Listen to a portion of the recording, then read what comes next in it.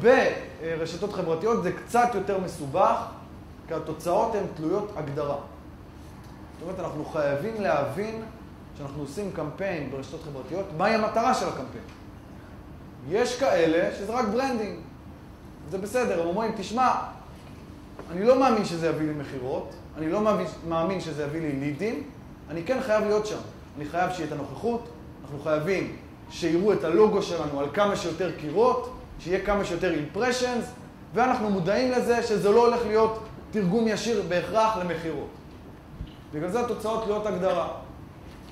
יש קמפיינים חברתיים שהמטרה שלהם תהיה להעביר טראפיק מדף המעריצים לאתר מסוים של החברה, לחשוף לתוכן. יש קמפיין רשתות חברתיות שירצה לשתול טופס לידים בתוך הדף ולהגיד, אוקיי, זה קמפיין לאיסוף לידים. יש כאלה שזה הרשמה למשחק, יש כאלה שזה הורדה של קובץ, יש היום אפילו כאלה שבונים חנות.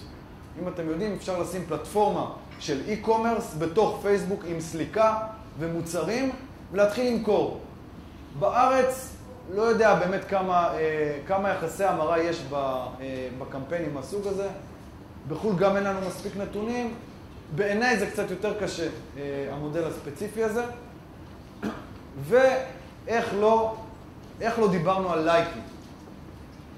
לייקים, נכון, זה המצרך שכולם רוצים, כולם צמאים ללייקים. מה לא נעשה בשביל לייק? היום כבר בהופעות שמגיעים לארץ, אתה עובר עם הצמיד, אומרים בוא תיתן לנו שנייה פה לייק רק לפני שאתה ממשיך.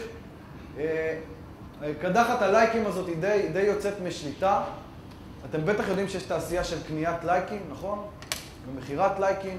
לוקחים אתרי אינטרנט, שמים אותם, שמים לך, רוצה לראות פרק של הבורר, תעשה לייק לזה, לזה ולזה, והם מוכרים את זה למישהו בשקל. זה לא בהכרח מה שאנחנו מחפשים. אלא אם כן, שוב, המטרה של הקמפיין היא לייקים. יש כאלה שאומרים, תקשיבו חבר'ה, די, אנחנו רוצים רק לייקים, לא מעניין אותנו כל מה שיש להגיד, תעשו לנו לייקים, זה מה שכיף לנו.